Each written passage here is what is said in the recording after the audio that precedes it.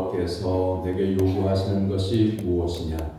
곧 네 하나님 여호와를 경외하며 그의 모든 도를 행하고 그를 사랑하며 마음을 다하고 뜻을 다하여 네 하나님 여호와를 섬기고 네가 오늘 내 행복을 위하여 내게 명하는 여호와의 명령과 규례를 지킬 것이 아니냐. 하나님은 영이시니 예배하는 자가 영과 진리로 예배할지니라. 아멘.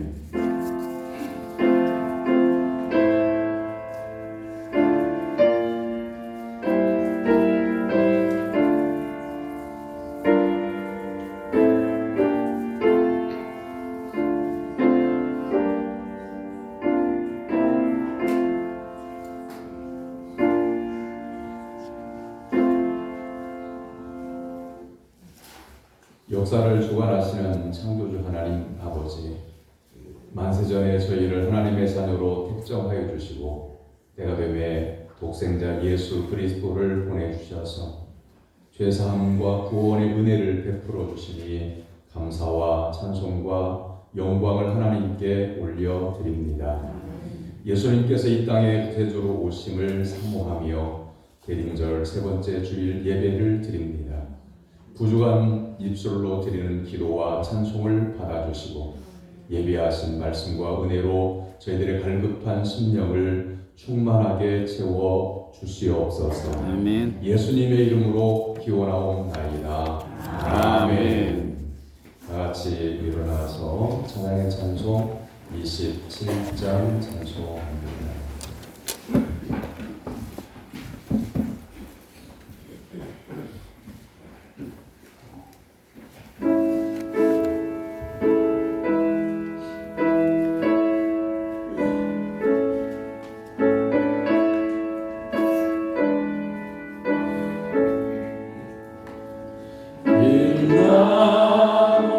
높은 보좌와 그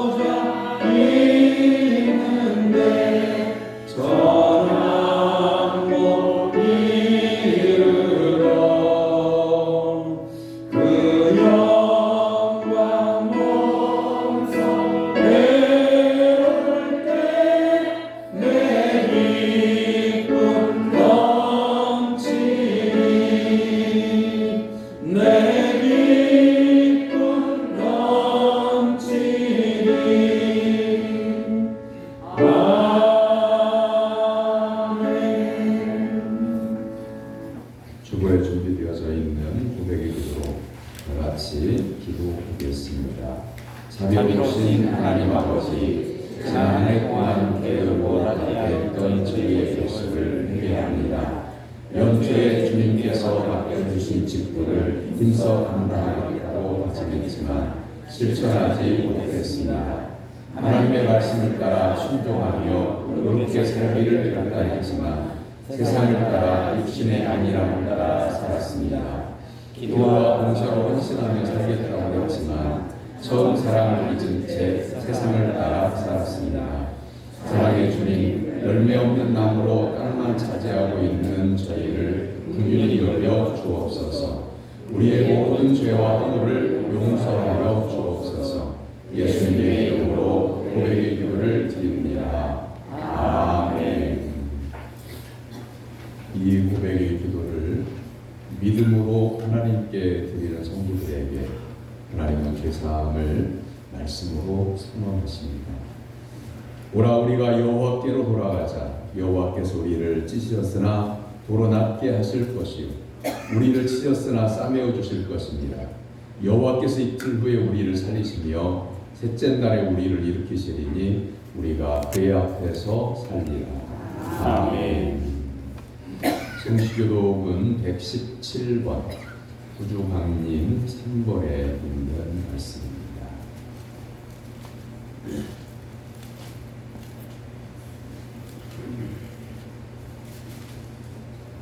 광야와 메마른 땅이 기뻐하며 사막이 백합화와 같이 피어 즐거워하며 풍성하게 피어 푸른 노래로 즐거워하며 레바논의 영광과 밤날과 사로의 아름다움을 얻을 것이라. 그것들이 여호와의 영광 곧 우리 하나님의 아름다움을 보리로다. 너희는 약한 손을 강하게 하며 떨리는 무릎을 굳게 하게 하며 겁내는 자들에게 이르기를 굳세어라 두려워하지 말라. 보라 너희 하나님이 오사 보복하시며 갚아주실 것이라. 하나님의 오사 너희를 구하시리로다 하라. 그때 맹인의 눈이 밝을 것이며 못 듣는 사람의 귀가 열릴 것이며 그때 저승사는 사슴같이 뛸 것이며 못하는 자들이 노래하리니 이는 광야에서 물이 솟겠고 사막에서 시내가 흐를 것입니다.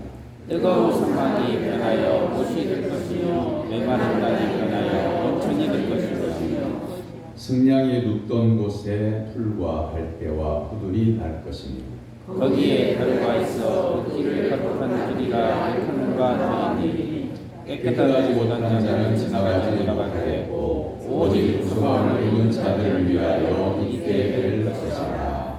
아멘. 사도신경으로 신앙을 고백합니다. 나는 전능하신 아버지 하나님 천지의 창조주를 믿습니다.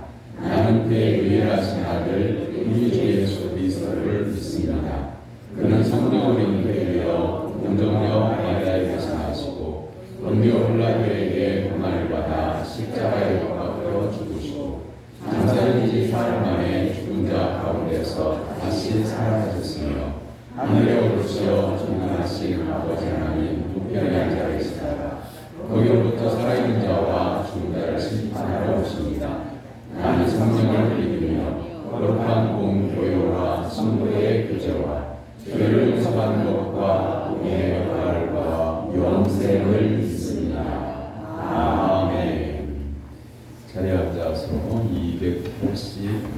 285장 찬송한 후에 다 같이 기도할 때에 김종석 장로님 드립니다.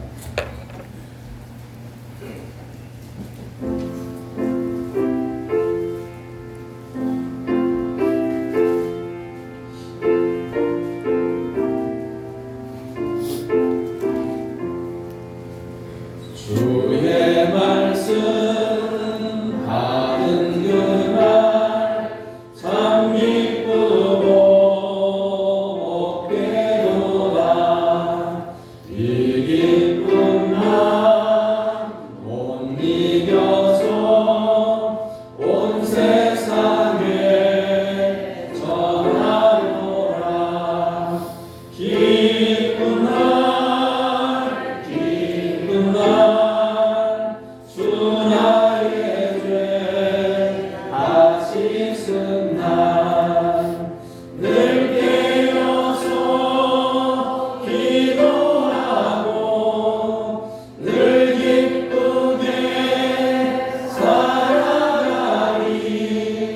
기쁜 날 기쁜 날 주 나의 죄 다시 쓴 날 이 좋은 날 내 천한 몸 새 사람이 되었으니 이 몸과 맘 다 바쳐서 영광의 주 늘 섬기리. 기쁜 날 기쁜 날 주 나의 죄 다시 쓴 날 늘 깨어서 기도하고 늘 기쁘게 살아가리.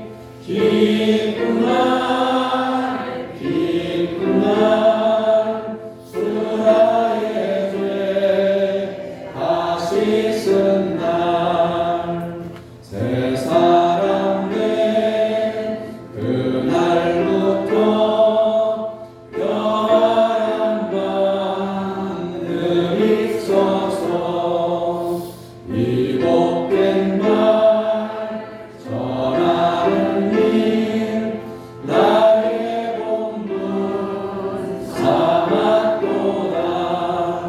기쁜 날 기쁜 날 주 나의 죄 다시 쓴 날 늘 깨어서 기도하고 늘 기쁘게 살아가리. 기쁜 날 기쁜 날 주 나의 죄 다시 쓴 날. 아멘.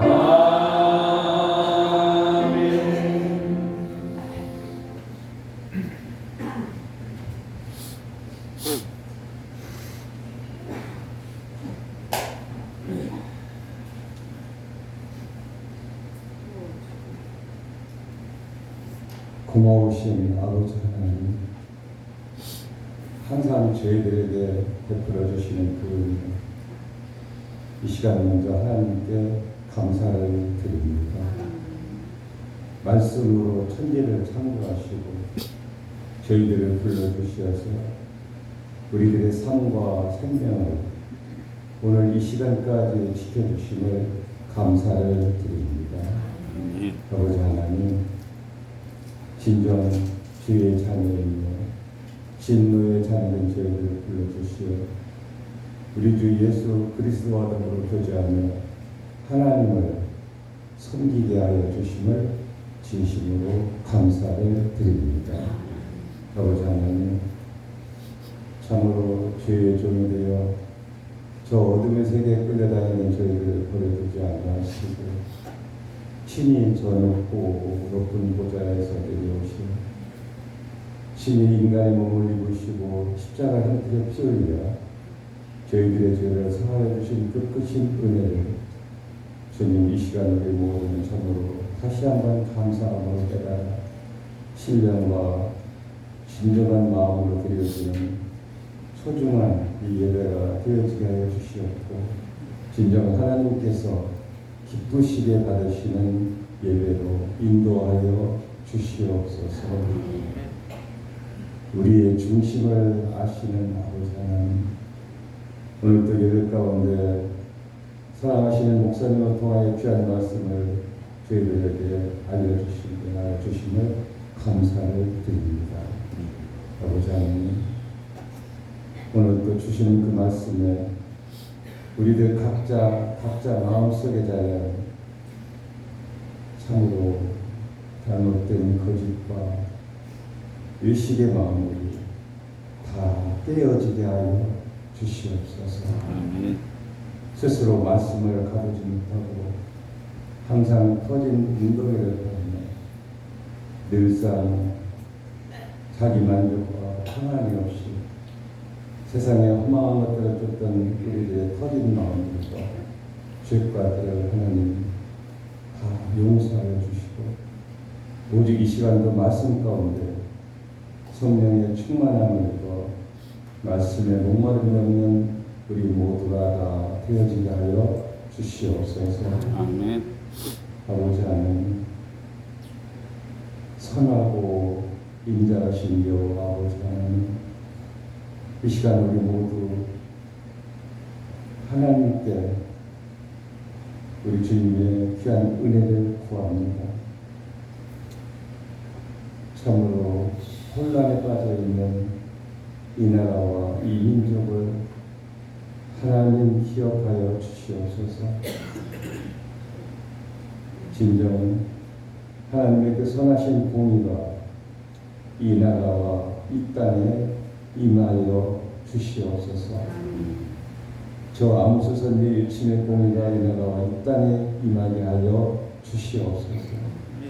아버지 하나님 그래 선하신 하나님의 그 크신 은혜가 이 땅에 임하여 이 나라가 바로 서게 하여 주시고 참으로 놀라는 백성들의 가슴들이 위로함을 받게 하여 주시옵소서.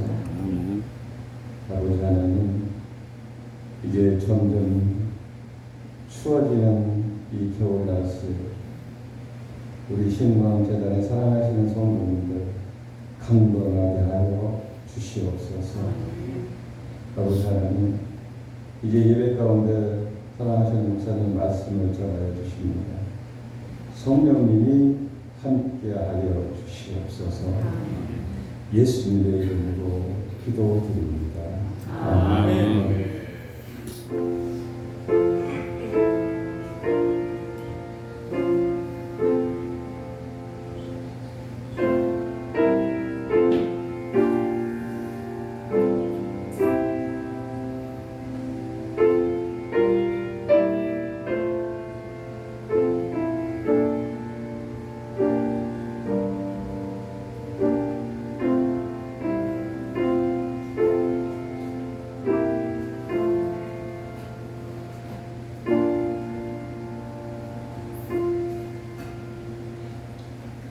믿음으로 성도들이 하나님께 드린 예물을 모아합니다.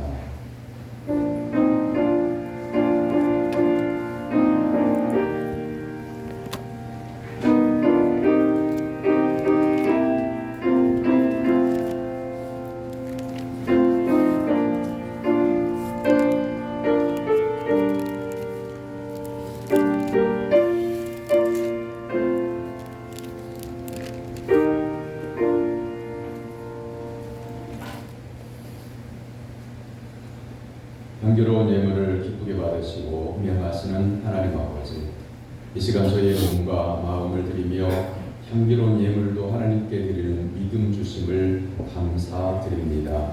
11조 예물을 바칩니다.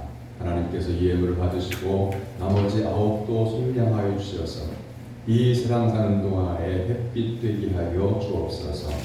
감사 예물을 올려드립니다. 범사에 감사하고 감성교회 앞에 총회의 마침을 감사하고 또한 생일을 감사함으로 하나님 앞에 예물을 구별하여 드립니다.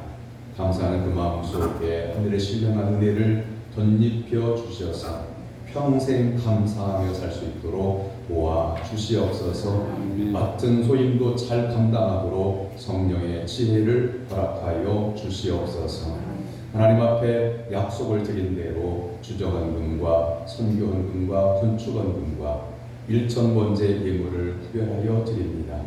그 삶도 구별하여 하나님 앞에 드림으로 일평생 주님과 동행하는 복된 삶 누리게 하여 주시옵소서.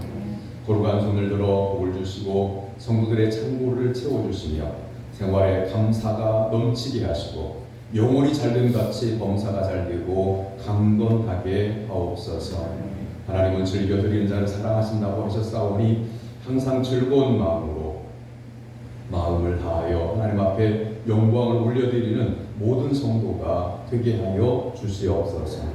하나님의 거룩한 제단에 올려드리는 예물이 하늘 보좌에 상달되게 하시며 예물이 사용되는 곳마다 복음의 열매가 30배, 60배, 100배로 맺히게 하여 주옵소서. 또한 일용할 양식을 아껴서 하나님 앞에 성미를 구별하여 드리는 손길을 기억해 주시고 그 손을 모아 하나님 앞에 꿇어엎드려 기도할 때에 응답하여 주시옵소서. 육체적으로 연약한 질고로 인하여 항상 신음하는 성도들에게 치료하는 방선을 비춰주셔서 그 영역을 강건케 해주시고 성도의 발로 하나님 앞에 걸어 나와 하나님을 예배하는 기쁨을 맛보게 하여 주옵소서. 예물이 사용되어질 때마다 하나님의 영광이 드러나며 맡은 이들에게 성령의 충만함 허락하셔서 하나님을 기쁘시게 하는 귀한 사역이 되게 하여 주시옵소서. 예수님의 이름으로 기도하옵나이다. 아멘. 하나님께서 오늘 우리에게 주신 말씀은 요한복음 1장 6절에서 8절, 19절에서 28절까지입니다.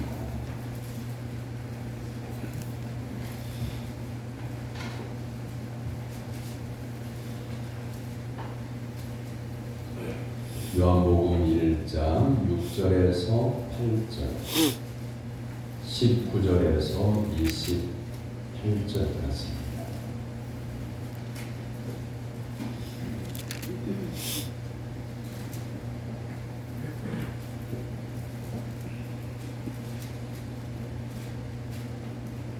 요한복음 1장 6절에서 8절까지의 살아계신 하나님의 말씀은 제가 먼저 받도록 읽은 다음에 19절부터 28절까지만 교독을 하겠습니다. 하나님께로부터 보내심을 받은 사람이 있으니 그의 이름은 요한이라. 그가 증언하러 왔으니 곧 빛에 대하여 증언하고 모든 사람이 자기로 말미암아 믿게 하려 함이라. 그는 이 빛이 아니요 이 빛에 대하여 증언하러 온 자라. 유대인들이 예루살렘에서 제사장들과 레위인들을 요한에게 보내어 네가 누구냐 부를 때에 요한의 증언이 이러하니라.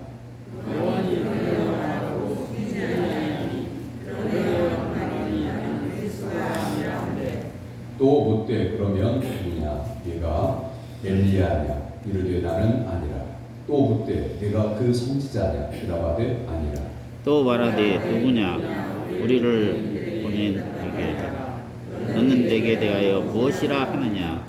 이르되 나는 선지자 이사야의 말과 같이 주의 길을 곧게 하라고 광야에서 외치는 자의 소리로다 하니라. 그들은 바리새인들을 보낸지라. 또 물어 이르되 네가 만일 그리스도도 아니요 엘리야도 아니요 그 선지자도 아닐진대 어찌하여 세례를 베푸느냐. 요한이 대답하되 나는 물로 세를 베풀거니와 너희 가운데 너희가 알지 못하는 한 사람이 섰으니 곧 내 뒤에 오시는 그이라. 나는 그의 신발끈을 풀기도 감당하지 못하겠노라 하더라. 이 일은 요한이 세례를 베풀던 곳 요단강 건너편 베다니에서 일어난 일이니라.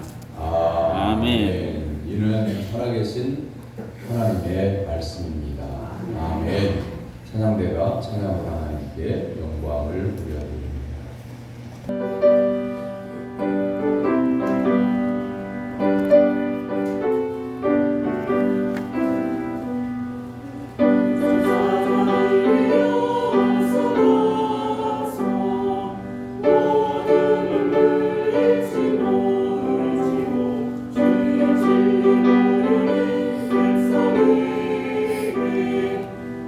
모든 빛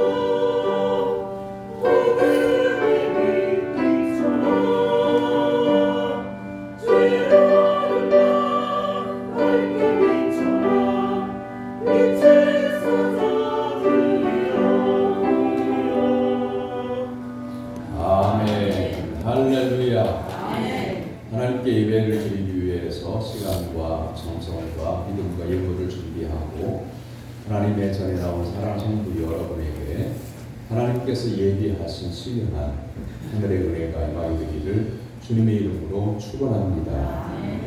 옆에 있는 분들과 인사 나눕니다. 반갑습니다. 말씀의 은혜 받읍시다. 말씀의 은혜 받읍시다. 주 안에 사랑하고 존경합니다. 사랑하고 존경합니다. 조선시대는 유교의 틀에 갇혀 있는 시대입니다. 조선 말에 후기에 개혁하려고 김옥균이라고 하는 사람이 뜻을 같이 하는 사람들과 함께 갑신정변을 일으킵니다. 머리가 뛰어났다고 합니다. 그래서 개혁을 주창하며 갑신정변을 일으켰는데 성공한 듯 하다가 3일 만에 물거품이 되고 말았습니다. 뛰어난 능력이 있었음에도 불구하고 그는 시대를 잘못 만난 것인지도 모르겠습니다. 하지만 시대를 움직이는 사람이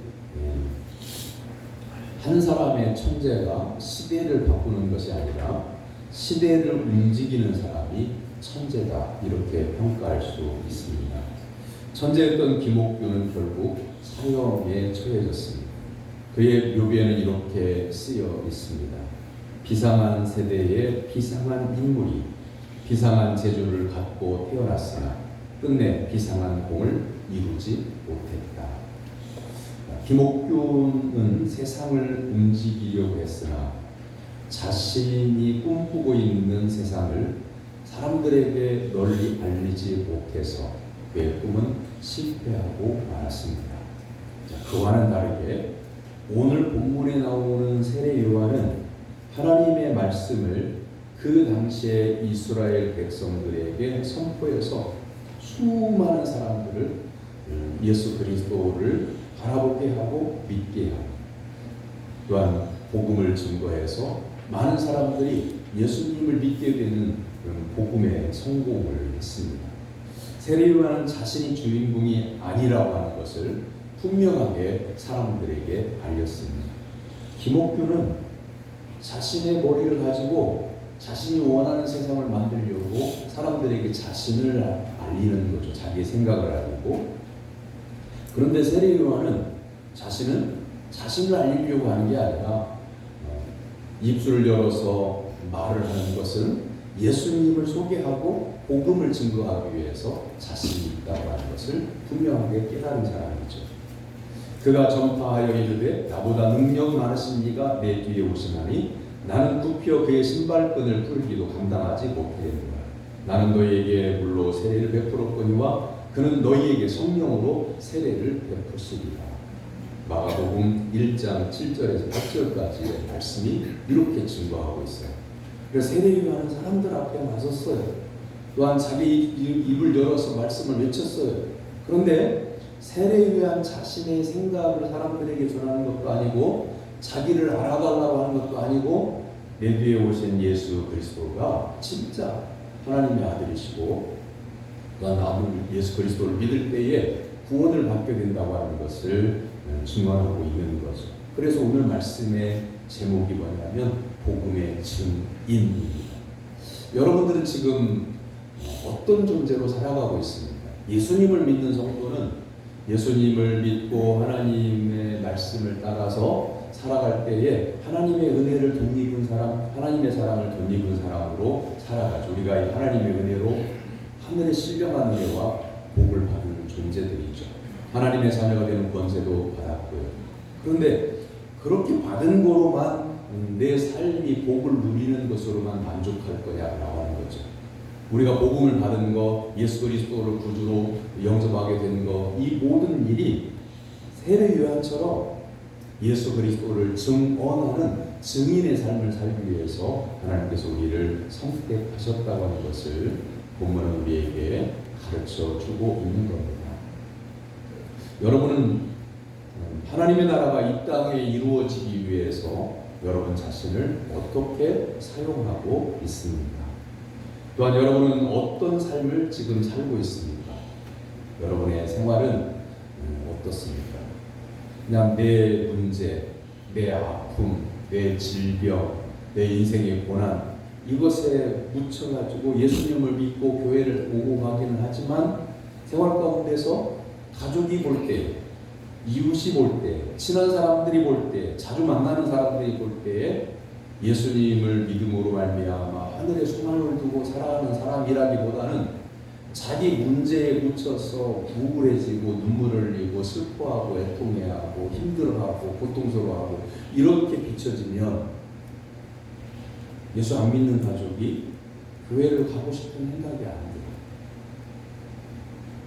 내가 비록 연약하고 연세가 나이가 많아서 늙고 병들었다고 할지라도 교회를 다녀오면 말씀을 읽으면 하나님의 은혜에 감사해서 찬송을 부르고 하나님의 은혜의 말씀에 감격해서 감동의 눈물을 흘리면서 행복해요.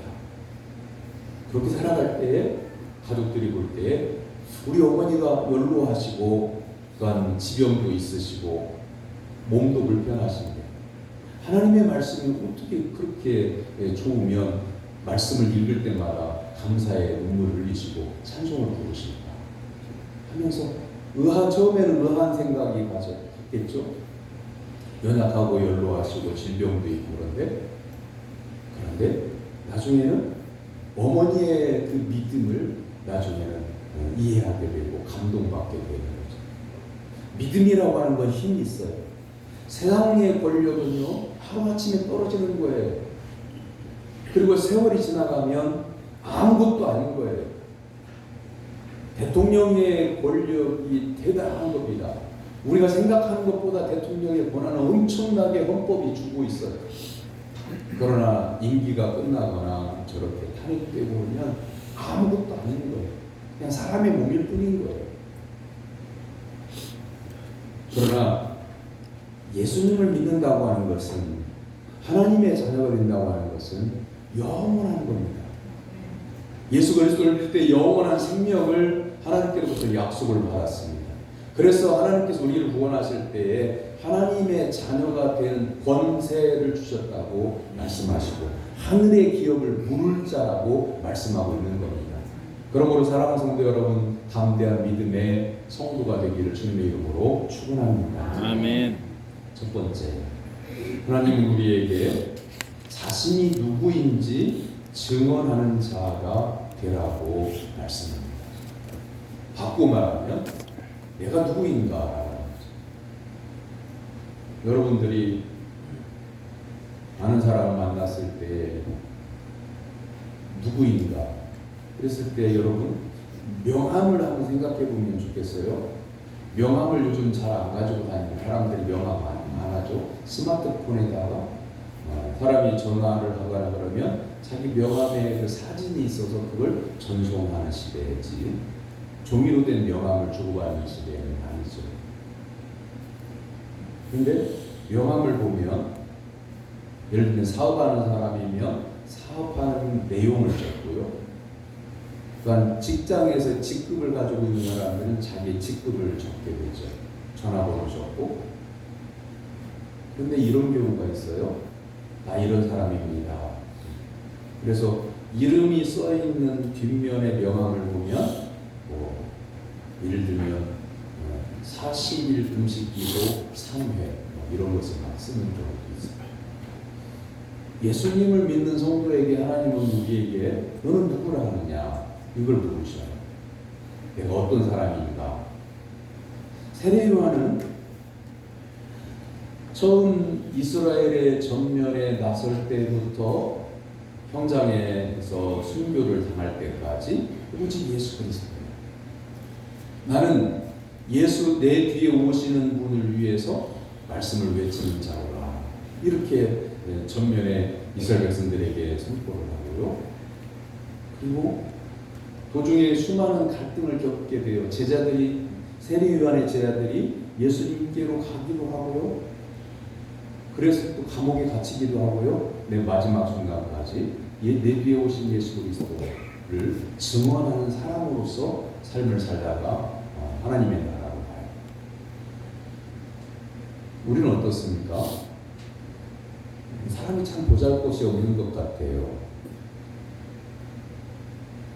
여러분들이 보기에 그 담임 목사의 이력을 생각해 보면 그 이력서에 있는 이력들을 생각할 수도 있겠죠.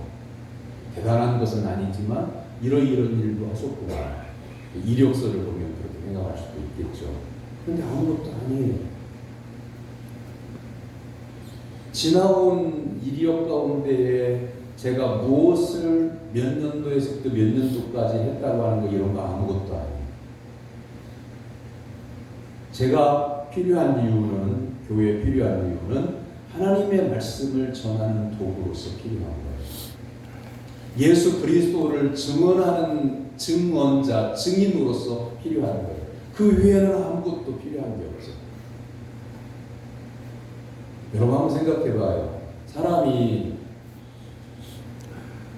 돌아가시면 요즘은 거의 다 화장을 하는데요. 더러 이런 분들 계시더라고요. 나는 그 뜨거운 불 속에 안 들어갔으면 좋겠다. 어르신들이 그렇게 자녀들에게 유언하는 분들이 계셔요. 근데 대세가 장례를 치르면 화장장을 가요. 화장을.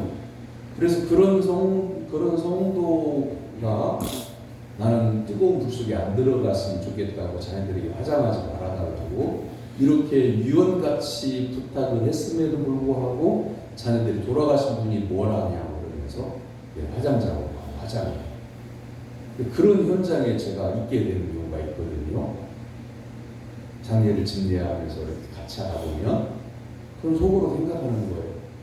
저 성도님이 화장하지 말아달라고 나는 죽은 몸이지만 뜨거운 불길 속에 들어가는 걸 원치 않는다고 그렇게 말씀하셨는데 자녀들이 왜 그 말씀을 거슬리는 걸까? 아무리 담임 목사지만 화장장 입구에서 딱 와가지고 어머니가 유언하신 거 왜 안 지키냐? 제가 버티고 그러면 소란 일을 하겠죠. 그냥 눈을 감고 화장을 하나 매장을 하나 사람이 한 줄 우르르 돌아가는 것은 똑같은 거니까 과정만 좀 다를 뿐이지. 눈 감고 기도하는 것으로 그 시간을 지나라. 그때 깊이 눈 감고 기도하다가 하나님이 주시는 지혜나 아니면 묵상하다가 툭 하고 떠오르는 생각이 이 몸이 아무것도 아니라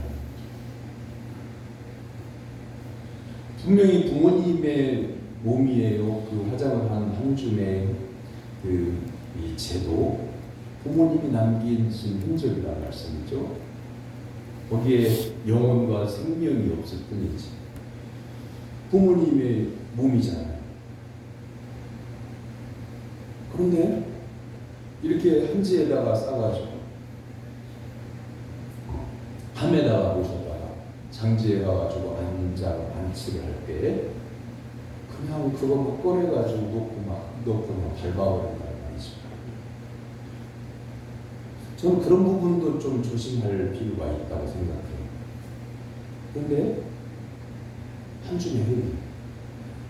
인생이라고 하는 것이 결국에는 젊었을 때는 난다긴다 하고 똑똑하다고 하고 그 사람이 세상에서 유명하다고 하고 이런 모든 것들이 한 줌의 죄로 남게 되면 아무것도 아닌 거예요. 그런데 놀라운 것을 발견하게 돼요. 학벌도 없고 가난하고 동네에서도 그렇게 알아주지도 않고 그냥 정말 평범하게 가난하게 평생을 살았어요. 단 한 가지 예수 그리스도를 믿는 믿음으로 감사하며 찬송하며 살았어요.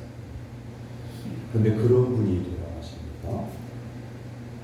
이웃에게 사랑을 베풀고 자녀들에게 인자하게 하고 또한 자기에게 가난한 사람이 작은 음식을 만들어서 나누어주고 베풀고 누가 뭐라고 해도 인자하는 모습으로 옹호하고 교회에 오면 기도하는 일에 마음을 다하고 말씀의 은혜를 받고 찬송 부를 때 감사함으로 찬송을 하고 그런 삶을 살아간 그 성도를 가족뿐만 아니라 일가 친척도 그리고 아는 분들도요 다 귀히 여깁니다. 사랑하는 성도 여러분, 여러분 어떻습니까? 무엇을 위해서 살고 있습니까? 세례 요한은 내 뒤에 오신 예수 그리스도를 위하여 증언하는 자라고 자신을 소개하고 있습니다. 19절 끝에 요한의 증언이 이러합니다. 그리고 이어지는 20절에서 요한이 드러내어 말하고 숨기지 아니하니 라고 되어 있습니다. 사람들 앞에 자기 자신을 숨기지 않고 드러내서 말을 했대요. 그런데 자신을 드러내면서 말한 내용이 뭐냐면 20절에서 나는 그리스도가 아니니라. 나는 그리스도를 증언한 사람이지 나는 그리스도가 아니고 선지자도 아니고 자기 자신은 예수님을 증언한 자라고 이렇게 말하고 있습니다. 사람들의 인기와 기대를 한 몸에 받았던 세례 요한, 이스라엘이 지금 로마의 지배에 있어요.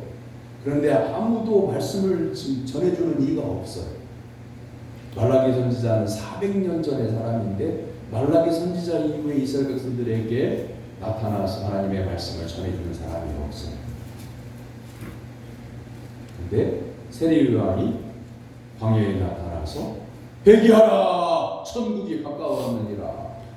회개하라고 하는 말씀이 맨 처음을 전하는 말씀인데도 불구하고 하나님의 말씀을 들으려고 고대했던 이스라엘 백성들이 광야로 달려나가서 수만 명씩 넓은 광야에는 가득 메우면 수십만 명이 될 수도 있는 그 당시 세례 요한 당시에 이렇게 수많은 사람들이 한 사람을 말씀을 들으려고 따라가는 경우는 거의 없었어요.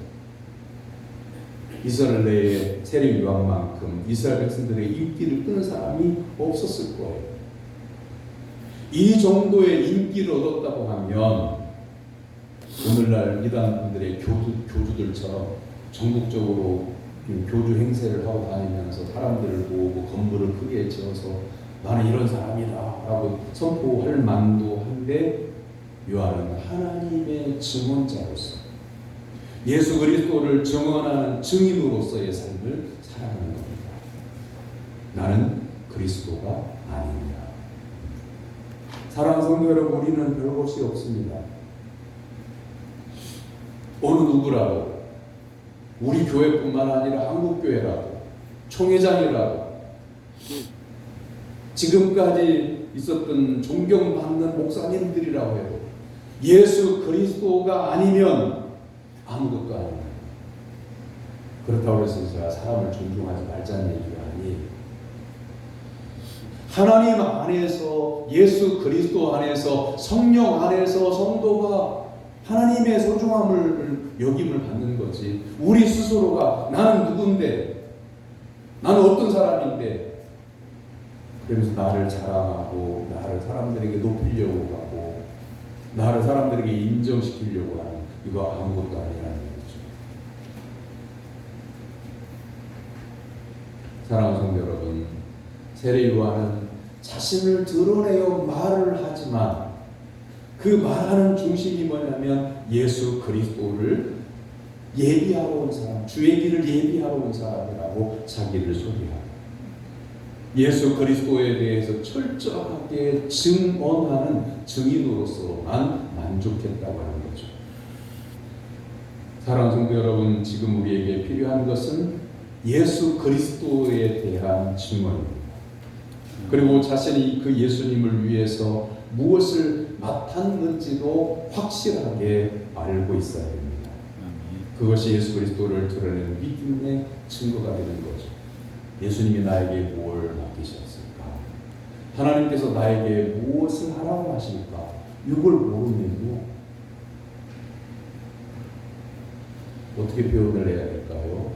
열심히 신앙생활하지만 헛다리를 긁고 있는 거예요. 하나님께서 맡겨주신 일이 작고 사소한 것이라고 할지라도 그게 뭔지, 내가 지금 하나님께서 맡겨주신 일이 뭔지를 알아요. 이 일을 안 하면, 작고 사소한 일이지만 이 일을 안 하면서 교회 안에서든 교계에서든 뭔가를 크게 하려고 그 노력은 아무런 의미가 없어요. 오히려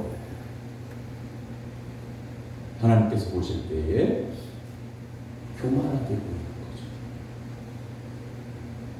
성경을 아는 지식도 그래. 여러분 성경 공부를 열심히 하고 깊이 공부하려고 하는 분들도 계시죠? 그런데 고린도전서 8장 1절의 말씀에 지식은 교만하게 하는 이렇게 말씀하고 있습니다. 성경을 많이 읽고 공부를 많이 하려고 하는 성도님들의 공통된 특징이 있더라고요. 그것은 자랑하고 싶어서 말을 하는 것이 아니라고 말을 하는데 이렇게 말해요. 성경 100번 읽었다. 그 100번 읽었다는 얘기를 왜 하는 겁니까? 자랑하는 게 아니라요. 나 성경 100번 읽었어. 자랑하는 게 아니라는 말하고 100번 읽었다고 하는 숫자를 말하는 거라고 앞뒤가 안 맞아요. 그리고 성경을 깊이 연구하고 묵상하고 다른 사람을 향해서 예수님을 믿는 성도라고 하면 이 정도는 성경을 공부를 해야 되지 않나요? 왜 그게 필요해요? 나만 하나님의 말씀을 읽고 내가 하나님의 뜻을 깨닫고 하나님의 뜻대로 사는 게 중요하지 다른 사람들이 공부해야 되는 관심이 왜 있냐고. 그게 왜 있냐고. 담임 목사가 성도들을 지도할 때 성도가 전체가 성경적 지식이나 아니면 그걸 받아들일 수 있는 지혜의 그 단계가 다 똑같지가 않아요.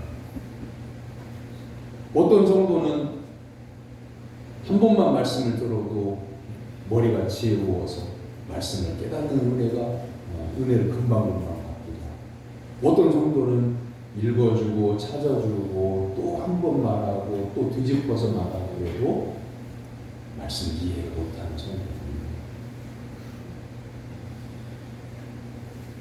다른 사람에 대해서 관심을 갖지 마세요.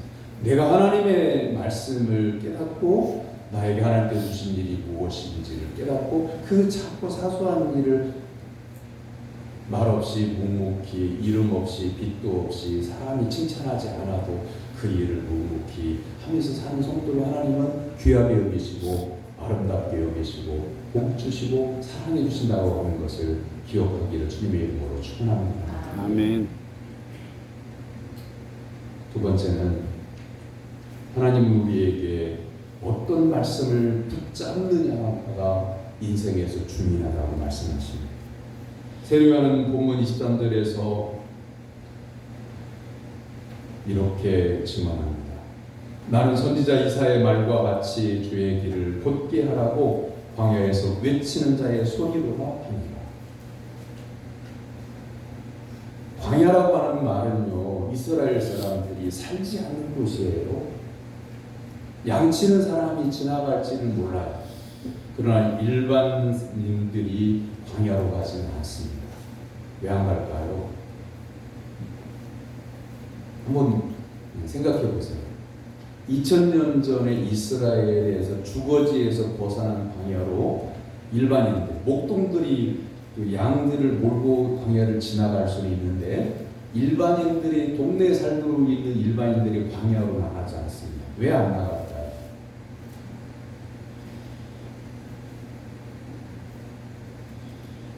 첫째는 짐승이 있어요. 둘째는 먹을 것이 없어요. 그 광야에서 길을 잃으면 죽는 겁니다. 그 광야로 안 나가요. 오늘날처럼 우리가 어디든지 가잖아요. 모르는 곳도 갈 수도 있고요. 길을 걷다 보면 모르는 일도 막 주저하지 않고 가죠. 근데 옛날 사람들은 자기가 사는 곳에서 안전하다고 여기는 그것을 벗어나지 않아요. 옛날 사람들은 그렇게 살았어요.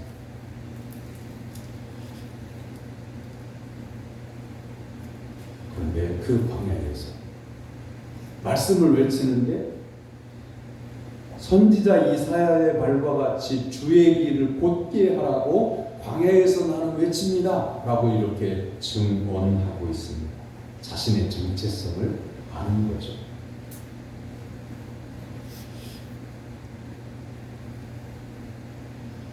정체성이라고 하는 건 이런 거예요. 내가 누구인지를 분명하게 아는 거죠. 정신병원에 가면요, 멀쩡하게 머리 빗어 넘기고요, 옷매무새로 단정이 나고 흰 가운을 입은 사람이 있어요. 누구예요? 병원에서 흰 가운 입은 사람 누구예요? 의사죠. 그런데 환자가 자기가 의사라고 그렇게 입고 있는 사람이 있어요. 그런 경우를 봤어요. 자기가 의사라고. 바로 이런 것이 전 정체성을 모르는 거예요. 자기는 환자로 입원해 있는 거예요. 그런데 환자인 줄 모르고 의사로 착각해서 의사의 가운을 어떻게 훔쳤던지 해서 그걸 입고 있는 거예요. 정신병원 이야기하고 우리는 동떨어져 있는 것 같지만 나를, 내가 누구인지를 아는 것에 조금 벗어나 있으면 우리 자신을 모르고 있는 거예요. 내가 교만한지 겸손한지, 내가 하나님의 말씀을 알면서 신앙생활하는지 모르고 있는지, 예수 그리스도께서 나에게 맡겨주신 일이 이것인지 저것인지, 이걸 모르면 정체성을 모르는 거예요. 세례 요한은 수많은 사람들이 따랐지만 자기가 인기를 얻고 있는 사람이라고 생각하지 아니하고 아예 생각 자체가 나는 예수님을 증언하는 사람입니다. 이렇게 자기의 정체성을 분명하게 알고 있었어요. 사랑하는 성도 여러분, 신앙생활은요, 내가 누구인지를 아는 게 중요한 거예요. 그리고 신앙생활 자체가 내가 생각해 보니까 내 결론이 이렇습니다가 아니라 하나님의 말씀을 통해서 확신을 얻고 하나님의 말씀을 따라가는 것, 이것이 바로 신앙생활인 것을 믿는 성도가 되길 주님의 이름으로 축원합니다. 아멘. 사랑하는 성도 여러분, 오늘 여러분의 모습을 결정하고 있는 것은 무엇입니까? 우리는 우리 스스로의 생각을 따라서 인생을 살려고 하는 경향이 높습니다. 다른 사람의 평판이나 평가에 따라서 내 행동을 정하기도 합니다. 그러나 성도들은 하나님의 말씀을 따라서 마음의 결정을 해야 되고 하나님의 말씀을 따라서 생활을 하는 것이 바로 성도의 삶입니다. 하나님의 말씀을 따라서 우리는 생활을 해야 됩니다. 말씀을 따라서 자신의 모습을 갖춰야 합니다. 말씀에 근거해서 또한 일도 해야 합니다. 하나님의 말씀을 따라 사는 사람이 예수님을 믿는 참 성도입니다. 사랑하는 성도 여러분, 이게 얼마나 중요하냐면요,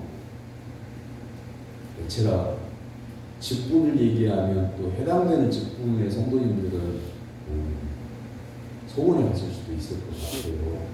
근데 예를 들면 이런 거잖아요. 오늘은 주일이에요, 주일.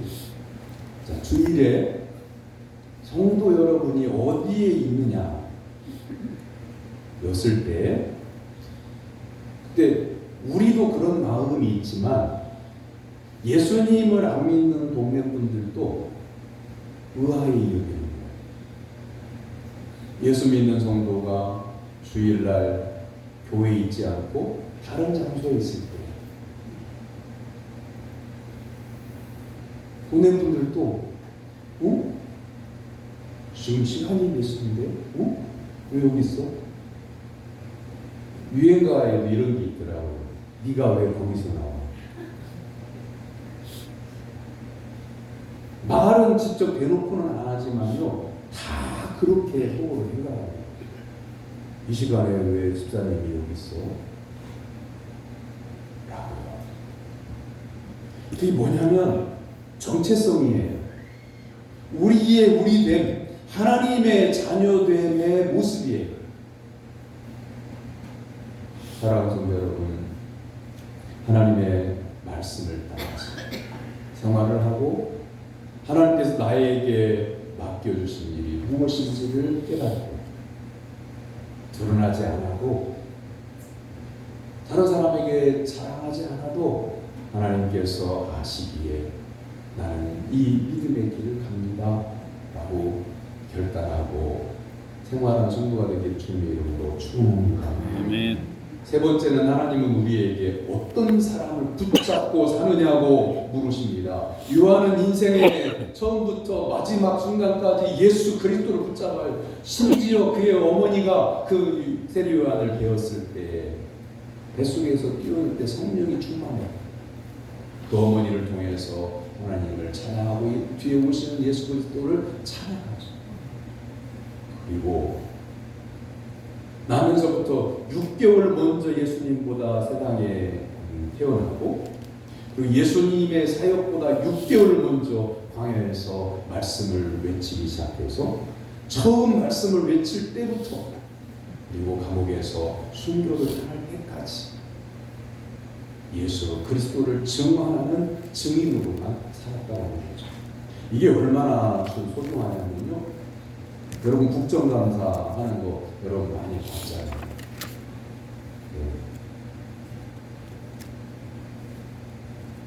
표현을 해야 될 것 같은데 김건희 여사 특검법 뭐 이런 것들 하면서 증인 불러가지고 관계자를 불러가지고 철저하게 이 국회의원들이요 그냥 모르고 이런 거지 의혹을 가지고 이렇게 묻는 게 아니에요. 보좌관들이 각 분야의 전문가들이 있어가지고요. 그 치밀하게 정보를 다 조사를 해가지고 전국을 찌르는 질문을 하는 거예요. 이거 이러하죠. 질문을 잘하는 분들은 이렇게 하더라고요. 이렇게 있는 그대로를 질문을 하는 주변을 이야기를 해서 그 사람이 그 주변에 있는 얘기가 아니라 진실을 말하게 하는 사람이 질문을 잘하는 거더라고요. 그런 분들은 참 존경스러운 분들입니다. 근데 이런 증인들이 국정감사의 증인들이 이렇게 두 부류로 갈리더라고요. 한 부류는 어버버 하는 거예요. 거기에 회의 때에 당신 그 자리에 있었죠? 그러면 예, 아니오자. 대답은 그것뿐이에요. 그런데 엉뚱 깽뚱한 말을 해요. 아 그때 회의가 어쩌고 저쩌고 그 시간이 어쩌고 저쩌고 막 그래요. 그 질문하는 사람이 아니 있었느냐 안 있었느냐 그것만 말하면 되지 뭐 시간이 어떻고 뭐가 그게 그런 말을 하냐고 막 그렇지기도 하더라고요. 그런데 어떤 증인은 이번에 탄핵 계엄령 선포 때문에 군인들이 출동했을 때 군인들을 증인으로 불렀어요. 이 군인들은요 다 별이 3개짜리, 2개짜리, 1개짜리 낮아도 대령 막 이래요. 우리나라에서 사령관 급의 사람들이잖아요. 군인은 조금 다르더라고요. 공무원과 군인이 평가를 해서 죄송한데 군인은요 우리는 명령에 복종해야 된다 이렇게 맨 처음에는 그렇게 말하면서 비밀을 숨기는데요 군인은 나중에는요 정직하게 말합니다. 그렇습니다. 자, 어떤 증인이 바라볼 때에 그래도 존경스럽다. 저 뒤에 있던 군인이 손을 딱 들더니 이러한 사람을 체포하라고 명령을 받았습니다. 그리고 여기 벙커에다가 그 구금할 장소를 마련하라고 알아보라고 지시를 받았습니다. 하고 자기의 증인 선수가 아닌데도 불구하고 거짓된 증언을 앞에 증인들이 하니까 손을 들어서 할 말이 있다고 해서 증언을 하더라고요. 이런 군인들은요 자기의 직위가 해제될 것을 각오하고 하는 거예요. 군복을 벗기면 벗으리라 하는 마음으로 증언을 하는 거예요. 증인은 이렇게 자기의 진실을 말을 하는 것이 증인입니다. 세례요한은 하나님께서 맡겨준 사명이 예수 그리스도를 증언하는 것이기 때문에 나는 어떤 사람입니다. 나 똑똑합니다. 이런 얘기 하지 않아. 나는 예수님을 증언하는 사람입니다. 내 뒤에 오시는 분에 나는 신발끈도 감당하지 못할 존재입니다. 자기 자신을 철저하게 낮추고 예수님을 높여요. 이 세례와는 누구와 연결되어 있기 때문에 그러냐면 하나님께 연결되어 있기 때문에 그래요. 하나님의 말씀을 듣고 성령의 감동을 받고 하나님께서 말씀하시는 말을 따라 살기 때문에 그런 거예요. 그러나 대단히 유감인 표현입니다만 대통령 후보는 무당에게 전쟁에게 연결되어져 있기 때문에 지금도 이해할 수 없는 행보를 하고 말을 하는 거예요. 사랑하는 성도 여러분에게는 누구에게 연결되어 있습니까? 우리가 성탄절을 기다리고 예수님 오시는 이 대림절기를 대림절이다, 큰 기다림을 하는 절기라고 이렇게 매주마다 대림절이라고 하는 단어를 굳이 사용하는 이유는 예수 그리스도를 진짜 기다리는 거예요. 내가 믿는 예수 그리스도, 다시 오실 예수님, 성탄하신 예수님을 기다리는 거예요. 여러분의 마음의 생각이 지금 뭘 하려고 하고 있습니까? 무슨 말을 하려고 하고 있습니까? 예수 그리스도를 믿는 성도로서 예수님을 증언하는 복음의 증인으로 살겠다. 여기에 여러분 마음이 가 있어야 됩니다. 기도할 때도 복음의 증인으로 살게 하소서. 내가 만나는 모든 사람들에게 복음을 증거하고 내가 만나는 모든 사람들이 예수의 향기를 나눠받을 수 있도록 하나님, 부족하고 죄인이었던 저를 도구로 사용하여 주옵소서. 여기에 마음이 가득 차 있어요. 그래야 교회가 살아요. 그래야 여러분 가정이 살아요. 그래야 여러분은 영혼이 사는 겁니다. 그래야 하나님께로부터 인정을 하는 겁니다. 아멘. 예수 그리스도 탄생하신 이 성탄의 절기, 여러분의 마음속에 예수 그리스도를 주인으로 모시고 이후에 주님만 의지하고 주님만 따르고 주님께만 소망을 두고 살아가는 성도가 되기를 주님의 이름으로 축원합니다. 기도하겠습니다. 구원할 자를 만세전에 예정하시고 구원해 주신 하나님 아버지, 세례 요한처럼 연약하고 부족하고 죄인되었던 저희들도 선택해 주심을 감사드립니다. 세례 요한처럼 평생 동안 예수님만 증언하는 삶을 저희들도 살도록 도와 주시옵소서. 아멘. 예수님의 이름으로 기도하옵나이다. 아멘.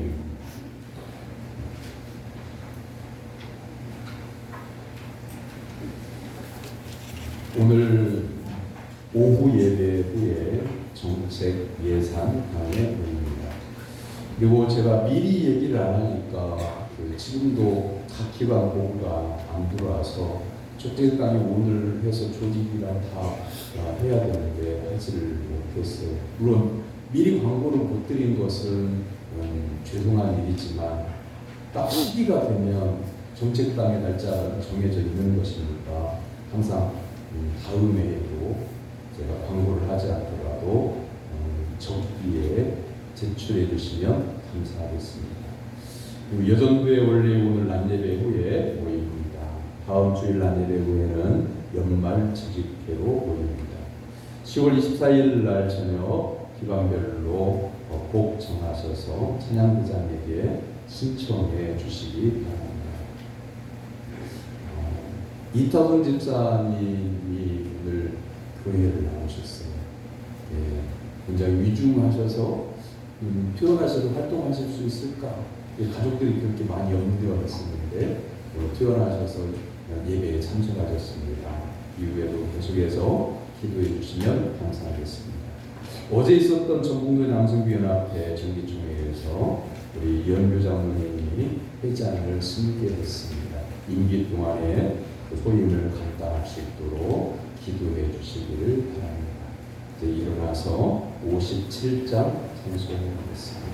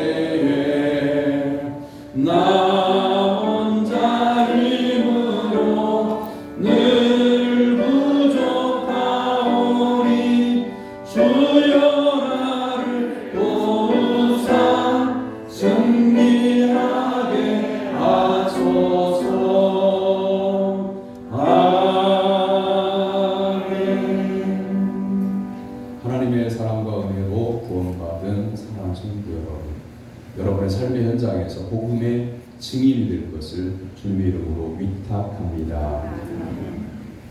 여호와는 내게 복을 주시고 너를 지키시기를 원하며 여호와는 그의 얼굴을 내게 비추사 은혜 베푸시기를 원하며 여호와는 그 얼굴을 내게로 향하여 드사 평강 주시기를 원하노라. 아멘.